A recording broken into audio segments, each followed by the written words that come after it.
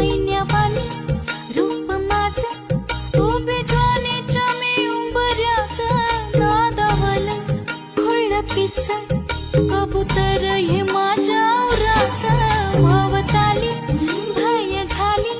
रात मोकाट ही चांदण्याची उगा घाई कशा पायी हाय नजर उभ्या गावाची